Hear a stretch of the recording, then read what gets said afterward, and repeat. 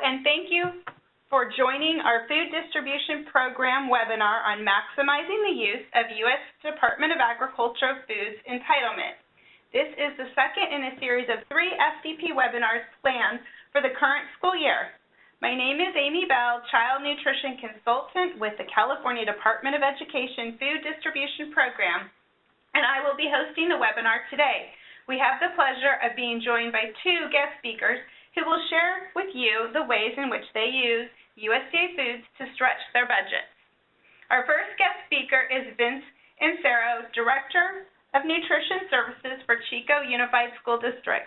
Vince is a professionally trained chef with over 23 years of food service experience, has spent the last 9 years in school food service, and has been the Director of Nutrition Services for Chico Unified School District for the past 4 years. Vince is an ambassador for the Fresh Meals Program and is also a member of the FDP Advisory Committee. Our second guest speaker is Kat Soltanmorad, Director of Food and Nutrition Services for Tahoe Truckee Unified School District. Kat is a registered dietitian and has over 12 years of nutrition education and school food service experience. Kat has spent the last 5 years as the Director of Food and Nutrition for Tahoe Truckee Unified School District, where she creates recipes and oversees the production of scratched cooked meals. Tahoe Truckee participates in the Farm to School program, and Kat serves on the FDP Advisory Committee. I would like to welcome Kat and Vince and thank them for assisting us today. I will provide an overview of the USDA Foods program, clarify what entitlement is, and provide some of FDP's tips for effectively using USDA Foods before Kat and Vince share with you the ways in which they use the program. So let's get started. The USDA purchases USDA Foods to support the American agricultural market and to remove surplus. These USDA Foods, in turn, are offered to recipients of different government-supported programs, such as the National School Lunch Program. The USDA Foods program helps improve the nutritional value of school meals by offering more fruits, vegetables, and whole grains than ever before. Not only do these healthy foods taste good, but they are also low in sugar, salt, and fat. The improved nutritional value of USDA Foods helps support USDA's strengthened school meal standards and continue to reflect current nutrition science and dietary guidelines for Americans. Ideally, the USDA Foods program should make up approximately 15 to 20% of the food costs. The USDA assists schools in stretching their food budgets by purchasing large quantities of high-quality foods for schools across the nation, realizing significant cost savings that get passed on to school nutrition programs. Entitlement is the dollar value a recipient agency receives to purchase USDA Foods. Schools earn USDA Foods dollars based on the number of lunches served each year. An agency's entitlement is calculated by multiplying the number of reimbursable lunches served during the previous year by the per meal value set by Congress in July each year. Taking this a step further, increasing the amount of lunches served helps to increase the amount of USDA Foods schools can order. There is no doubt that USDA Foods help stretch tight budgets. The USDA conducted a cost analysis survey of food service directors a few years ago and found that the majority agreed that USDA Foods stretched limited meal budgets. This example shows the food costs, not including distributor charges, for preparing 100 burritos from scratch using commercial ingredients versus utilizing USDA Foods ingredients. For example, buying commercial brown rice will cost $4.52 versus using the USDA brown rice, which will cost $4.08 for 100 servings. Moving down the chart, you can see that purchasing commercial chicken fajita strips will cost $75.56 versus the USDA chicken strips that will cost just $27.37 for 100 servings. You can add up all the food costs for both the commercial foods and the USDA Foods, as we did here, and you will see that there is a 45% savings in food costs using USDA Foods versus commercial ingredients in this example. As I mentioned previously, if the program is used efficiently, USDA Foods can help you save, on average, 15 to 20% in food costs, whether you are using brown box USDA Foods, Department of Defense fresh fruit and vegetables, or diverting USDA Foods to processors. Now let's talk about food pricing. USDA Foods are purchased based on market cycles and growing seasons. The market cycle determines when the USDA can purchase products for the National School Lunch Program, and it also determines the timing of delivery. For example, some turkey items, such as whole turkeys, are not available until January, after the holidays when the commercial demand for turkey subsides. The growing and harvesting of produce also affects the USDA's purchases. Let's talk about apples, for example. Apples begin to bud late spring, usually around May, and continue to grow through August until they're ready for harvest in September or October. This cycle determines when the USDA can purchase apple products, such as frozen apple slices for the National School Lunch Program, and when those apple products can be delivered. Just like the commercial market, USDA food supplies and pricing can be affected by external factors such as drought or disease.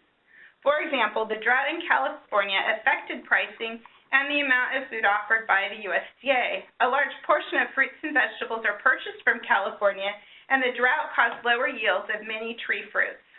When quantities are small, the USDA will fair share items nationally based on state total lunches served and the quantity available. Prices are also affected by drought. A lower supply increases demand, thereby pushing the prices up. If prices become too high, the USDA will simply wait to purchase an item until prices become less expensive. Additionally, disease can affect supply and pricing. A few years ago, we experienced the effects of the avian flu, which reduced the flocks of turkeys and egg-producing hens and reduced the supply of some turkey and egg products. If the USDA's vendors do not have sufficient quantities to offer the USDA's food program, the items will simply not be available. We want to remind you to be aware of availability and pricing of food on the commercial market so that you are mindful of how these factors can affect USDA Foods in order to plan all your food purchases efficiently. I'd like to show you how to compare the cost of a processed USDA food with a commercially purchased food. These calculations show the savings and costs associated with diverting a truckload of bulk chicken to be made into chicken tenders.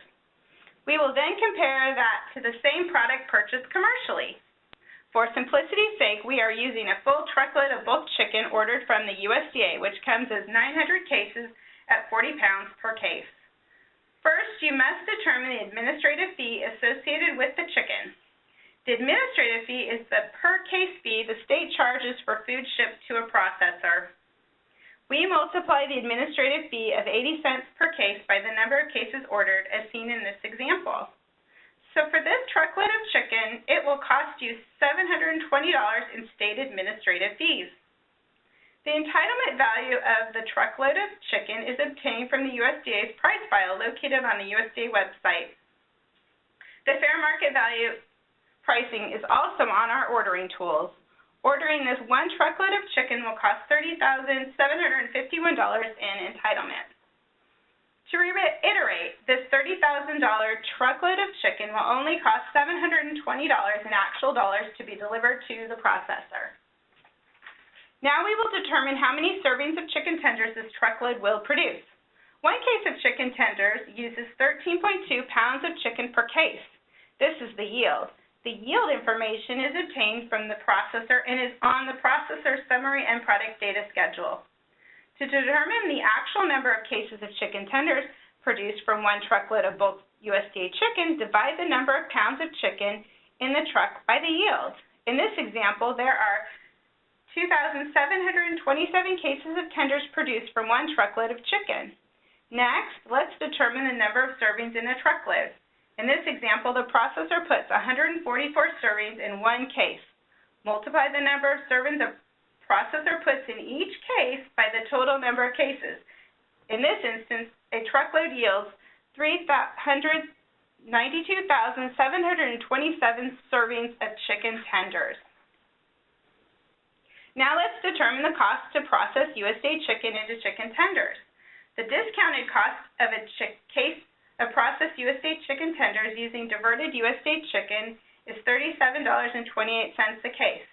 This is the price that you could be quoted on your bid for processed chicken tenders using USDA Foods bulk chicken. If you multiply $37.28 by 2,727 cases needed in a year, you will spend $101,662.56. You will still need to add the administrative fee of $720 to end up with a total out-of-pocket cost of $102,382.56. The commercial cost of the chicken tenders is $51.14 per case, and you will need 2,727 cases a year. Multiply the commercial cost per case by the number of cases needed, and you will spend $139,458.78 to purchase a commercially equivalent product. This is an overall savings of $37,076.22, with spending just over $30,000 in entitlement. This seems like a great savings, but each agency needs to evaluate if this is the best use of entitlement. Now I want to show you another cost comparison example. This time we will use bulk apples to process into fresh apple slices and compare that cost to a commercially equivalent product. Again, for simplicity's sake, we are using a full truckload of fresh bulk apples ordered from USDA. This truckload of apples will cost $16,632 in entitlement. This time, I will skip a few calculations for the sake of time and tell you that one truckload of apples will yield 2,059 cases of processed apple slices, and the administrative fee will be $823.20. The discounted cost of a case of processed USDA apple slices will be $34 per case multiplied by 2,059 cases. You will spend $70,006 plus the administrative fee of $823.20 for a total out-of-pocket cost of $70,829.20 to process USDA apples. The commercial cost of the apples is $40 per case, and you will need 2,059 cases a year, and so you will spend $82,360. While the overall savings is $11,530.80, that is, the school spent $16,632 in entitlement to save $11,530. While both examples resulted in a savings, spending just over $14,000 more entitlement for the chicken, the school saved just over $37,000 to process chicken versus processing the apple slices to save $11,530. I know the calculations are tedious, but if you want to effectively use your entitlement, you must go through these exercises to determine the best use of entitlement.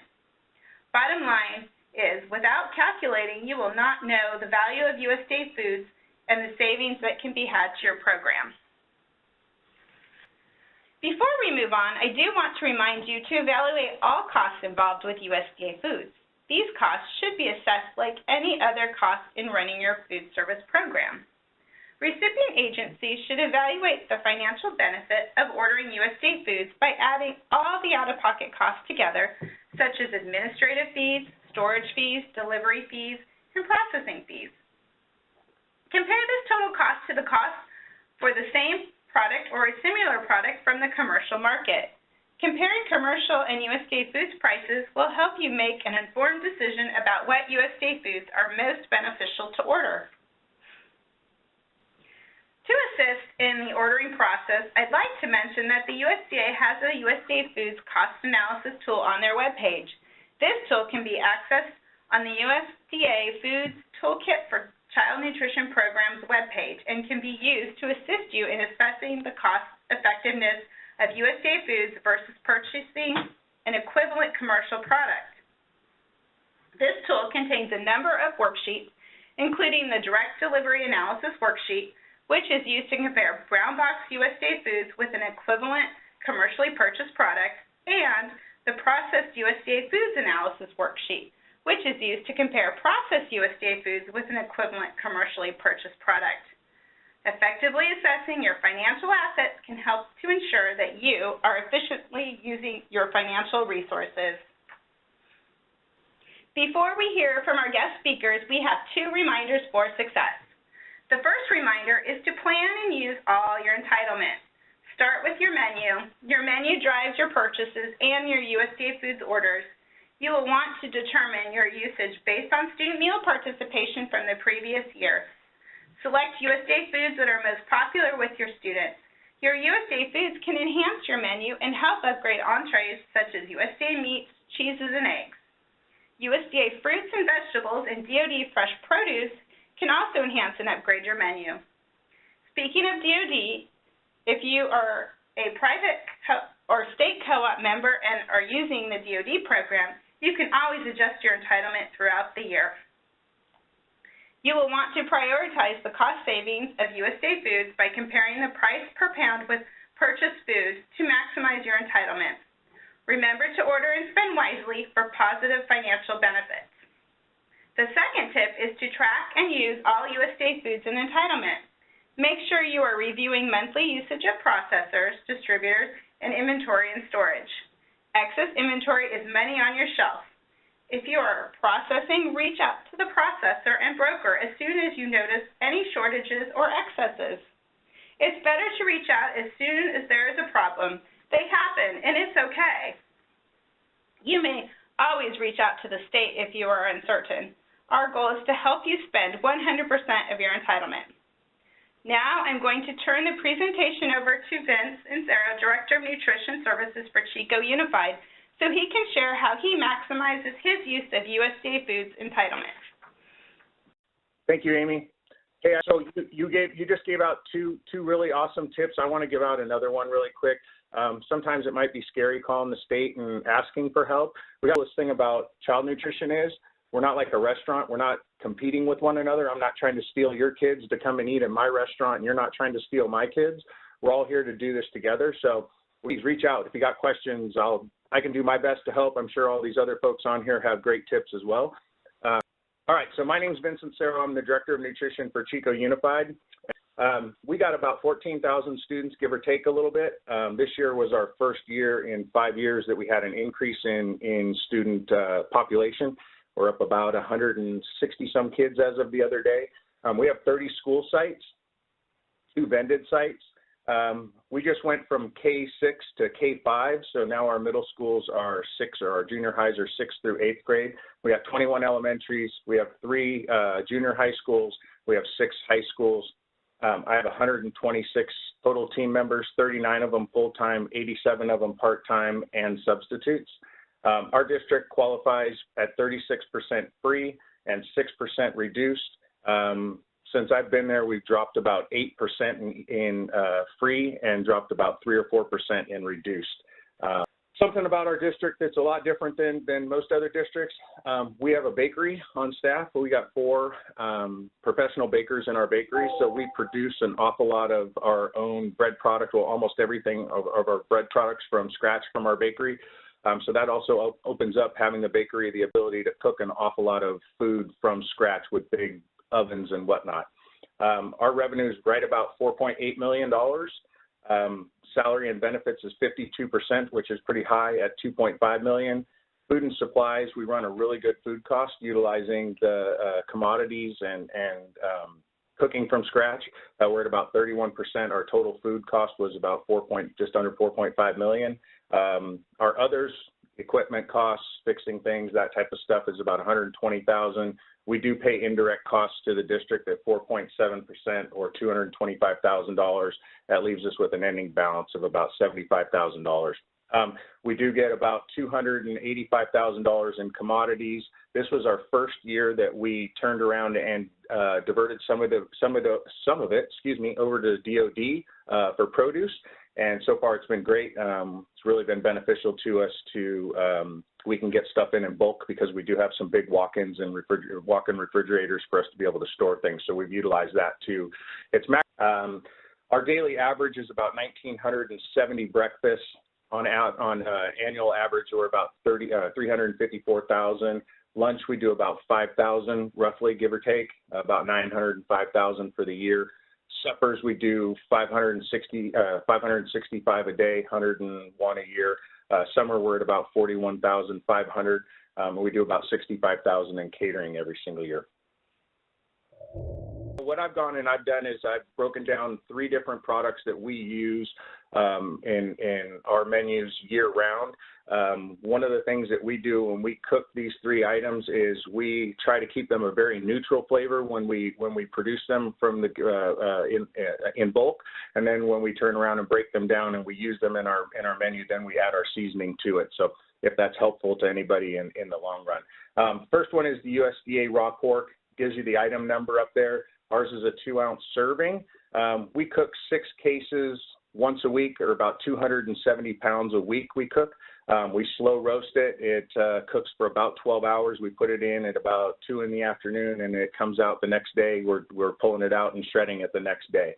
Fair market value on it, it's a 40 to 50 pound case, so a case is roughly $44 times 6, $267 per product cost. The labor that it takes us to do that is about 3.5 hours from start to finish on it, and that's my $35 an hour that I have in there is hourly wage plus benefits. So we run kind of high, and so that's $122.50. So the total cost to produce 6 cases each week is about $390. With the yield that we get, it's about $2.34 a pound, 14 cents an ounce, or 28 cents a serving. We get about 160 pounds out of that original 270 pounds. So that breaks down to 2,560 ounces or 1,280 servings. And as you can see, we use it in street tacos. We make barbecue pork sandwiches. We use it in teriyaki bowls, and then we use it in a spicy pork burrito as well. The next one that we use quite a bit of is the raw turkey. The item number, as you can see, ours is a 2.5 ounce serving on those. We cook 4 cases 3 days a week, 336 pounds a week. Fair market value on that, it's usually a 40 to 50 pound case, probably about a 46 pound average. It's $110 a case, $440 total in product cost. Labor is about 2.25 hours, $78. Total cost $518, or $1.54 a pound roughly. 24 cents a serving, or 9 cents an ounce. We get about 336 pounds of yield on that, 2,150 servings. Make the turkey and the gravy from scratch. We make our turkey pot pies from scratch utilizing our bakery. And then we also take the turkey and we make it like a chicken salad sandwich, but we just use turkey. And we put that on top of salads. We put it into sandwiches. And so that one is pretty popular. We use that year round, rotating those menu items in and out as we go. The other one that we just started using at the end of last year, and we've been utilizing quite a bit this year to replace our commodity taco meat that we were getting before, is the ground beef. The item number's up there. We do a 2-ounce serving. We cook 3 cases 2 days a week, about 240 pounds a week. It's a 40-pound case, $79.80 a case on that, $239.40. We add the seasoning to it on as we do on that one, so that brings the cost up a little bit. Takes 2 hours, $35 an hour, $70. So you see the total cost on that is $315.80, 20 cents a serving, or 10 cents an ounce. We use it as on our taco bar at the secondary sites, the taco pockets that we make from at our bakery. We also use it for pizza toppings, and now we're just getting ready in our new menu cycle to replace the taco meat into our elementary menu at our elementary sites. I think the biggest thing is no matter how you look at any of these products that we're using, we could triple this at a bigger district, or we could take that and break that down to 1 case at a small district, and it works in any capacity that you have. As long as you have an oven and you have the labor to be able to do it, it is extremely cost effective for us, and you can control the things that go into it as far as the seasonings, and you can make adjustments to those. We always do taste tests with the kids. It's too spicy, it's not spicy enough. It's too salty, it's not salty enough, whatever. So we do have the ability to make those changes in that to get it exactly for how our customers want it. And so we try to incorporate new items as much as possible to add to our scratch cooking and utilize the USDA products as much as we can. We evaluate it from the standpoint, what's on our menu, can we utilize those products on the menu for the entire year?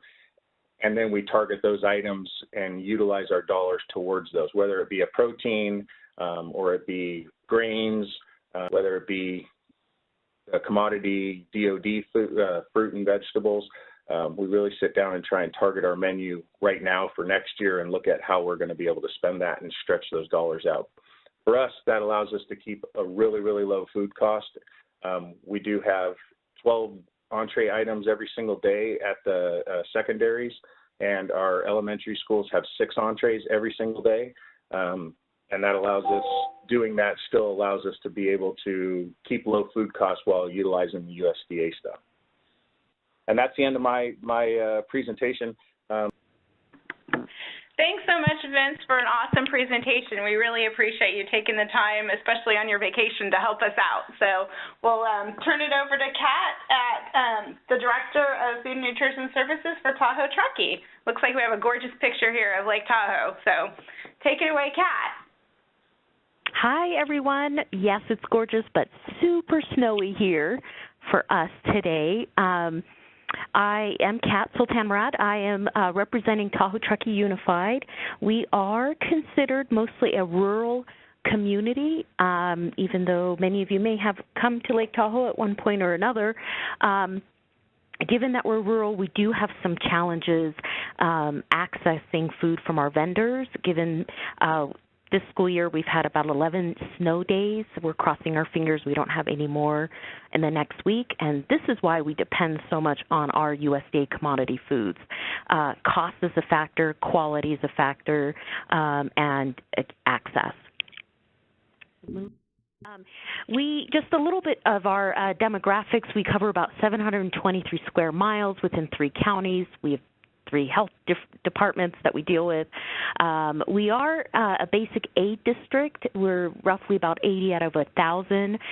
Our funding comes primarily from property taxes and not from the Department of Education. Now, there might be special federal and state entitlement programs such as USDA or Title I and Title III funding, but for the most part, our funding comes from property taxes. Our district budget is about $59 million. Our food service is about $1.68 million. Enrollment teeters around 4,000. We serve about 2,200 meals per day. We're about 43% free and reduced. In the 5 years that I have been here, we have seen that reduced about 1%. Our community is really involved in our school meal program. When I came on 5 years ago, there's a robust parent, teacher, and student coalition called Nutrition Coalition.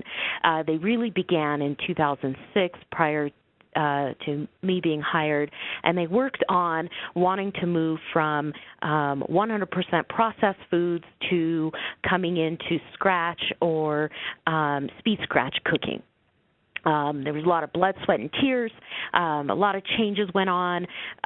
Equipment was purchased. Some kitchens were remodeled to meet that request. And our food service staff, some employees, their hourly time was increased, but some weren't. So that, again, is a challenge. But we are mostly a scratch cook district. We do use processed foods that students really enjoy and like based on our taste tests and feedback that we have from them on a monthly basis. We have 5 elementary schools, 5 kitchens. 3 are considered full capacity, 2 are satellites where they only have warmers. We have 2 middle schools that are a full capacity kitchen where they're cooking. And we have 3 high schools and 1 satellite high school. Of those 3, we have 2 full and one satellite. We also vend programs to an independent charter, a Head Start program, and a preschool program. Within our department, we have 23 permanent employees, 18 are benefited, and 2 are only 8 hours a day. I'm one of those, 8 hours. We have 4 long-term subs, and we have 5 openings right now. Anyone out there want to move to Lake Tahoe, give me a call. We have 1 administrative secretary position open and 1 supervisor position open within those 5. That's part of our challenge of being in a rural community. There's a major housing crisis for full-time residents. A lot of folks here own second and third homes who don't live and work here, and with some of the Airbnb, some of these programs, finding a residence here is really difficult. Despite that, our kitchens do an amazing job scratch cooking about 3 to 4 days a week, providing fresh, full salad bars. We have an amazing partnership with a food hub here called Tahoe Food Hub. In the pictures you can see, that's Susie Supton in her van delivering thousands of pounds of melons one season about 4 years ago from a local farmer 75 miles from here. And they're really competitive in their pricing and oftentimes certified organic or in the process of becoming organic, which, again, is important for our community here. Down below, Susie helped by way of the Tahoe Food Hub. Every year she does a fundraiser to help fund our local farm-to-school program with restaurants in the community where for 1 year they choose a nonprofit, and for every dollar spent, a quarter goes back to the nonprofit's program. Well, Tahoe Food Hub every year partners with a restaurant, and they provide half of those donations to our farm-to-school program, which allows us to buy fresh and local within 150 miles from here. 1 year she raised $11,000 for us, another year $6,000, and this year we're up to about $5,000, but the year hasn't ended. So we don't do it alone. We have a lot of partners like USDA. Our Harvest of the Month was established in 2006. Our USDA Foods, our fresh produce that come, we do depend on that, and we highlight our Harvest of the Month around the USDA commodity in addition to our farm-to-school availability. We have Meatless Mondays where we have no meats. We do have cheese and other dairy and eggs in our entrees, which USDA commodity really assists us in terms of keeping the cost down and providing a higher quality meal. Other areas where we are moving towards all silverware and trays to encourage a more green environment. We have seamless summer meals, which, again, we use our USDA commodity foods and really appreciate. Some of our long-term goals, and of the 160 on this call, if you have some of these items at your district, we're always open to ideas. We're looking for a sandwich soup station, breakfast in the classroom, milk dispensers at all the schools, and composting. Why do we love Entitlement? It is easy. Amy, Christina, Sherry, everyone at CDE who I have worked with, Alan at the distribution center, have all just been awesome. I just pick up the phone and immediately I have a response, an answer, a commodity order change. If for some reason, it rarely happens, if a product just doesn't meet the high standard quality of USDA, I send a request and immediately, here's the form, fill it out and let us know what the issue was. We will credit back to you your entitlement and the charges. I mean, I've never seen such a thing. I've never worked with a vendor that's been as easy. Our allocation is roughly around $74,000 a year, and Amy shared with you that equation and how that is determined. But we use our allocation frequently. When we do have challenges, or if we don't use them, in my experience, we've just had staffing issues. Our warehouse staff was open. We had staff leave, and then we were in the process of hiring, so we would reduce our ordering to accommodate that. 1 year we were in our CRE, or in our audit year, so we were pretty busy there. And this year, we're really depending on our allocation, even more so because we lost close to $40,000 in food. We had a 2-day power outage, and on the west shore of Lake Tahoe, they didn't have power for 7 days, and that did affect our schools. So we do depend on our entitlement significantly. And here's why we use our entitlement. We have special, needs like the snow days or the power outages that we have. Also, our students love fresh, scratch-made foods, and especially our elementary schools, they love the turkey and pork roasts that come in through USDA, paired with what we call a holiday dinner for lunch with mashed potatoes, green beans, biscuits. These are really popular dishes, and our entitlement allow us to do that. These are what I use for menu planning frequently is, which is much easier than trying to ask our vendors, do you have the food label? Do you have the, food facts and the calories and how many ounces are equivalent to a meat alternate or a grain? The best part of the entitlement is you go to the food fact sheets for every food item that the USDA offers through the commodity program. Immediately, you've got all the information. You have suggestions of how to pair the food or how to prepare the food. Self-storage in terms of, the shelf stable and the best by, use date by, everything is readily available for you, making it very easy for an audit, but also making it very easy for training purposes, menu planning, and also nutrition education in our NAC groups or with our student groups that we do taste tests with. We like to pair it with nutrition education. This really makes it easy. Every year, the foods available are published through the USDA, but also we get a list around this time from CDE about our commodities, what's coming up, what do we want to divert, and how much will our usage be for the next school year. The USDA foods we use and love, the farm fresh produce, either bulk or individually wrapped, the carrots, the apples, grapes. These are all amazing products that we use.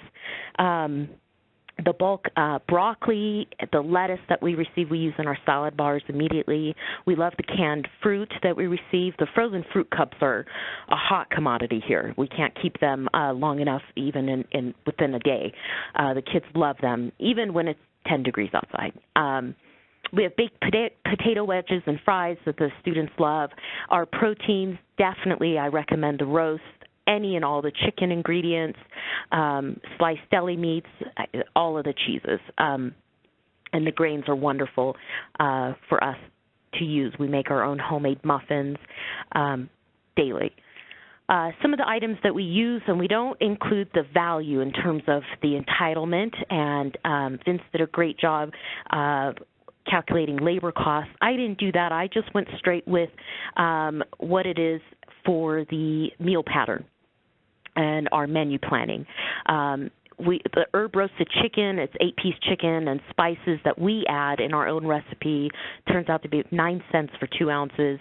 Our roasted turkey, it's a raw turkey roast from USDA. We add some butter and spices, comes 4 cents per 2 ounce. Our cheese quesadillas is a meatless Monday entree that we use and popular. That's about 5 cents with a 10-inch tortilla that also comes from commodity that we use. Black bean and cheese quesadilla with a 10-inch tortilla is 6 cents. We have a baked ziti. We add 13 ingredients, the 14th being the whole grain pasta that we get from USDA. It meets roughly 3 categories in the meal pattern at 14 cents at 3/4 of a cup. Our pork pozole is really popular. It's about 55 cents at an 8 ounce. We do pair that with tortilla chips, a slice of lime, diced cilantro, and sliced radish on top, so that adds to the cost. And turkey pozole we use with the turkey roast, garbanzo beans that come from commodity, and that's about 57 cents per 8 ounce. Our street pork tacos, which The recipe we took from Chef Ann Cooper, who's in Boulder. I don't know if you guys have been to her website, the Lunchbox. Excellent place for recipes and a great way to pair your USDA commodity foods with their recipes, tried and true. And that turns out to be about 20 cents per 2 tacos. We love, again, the canned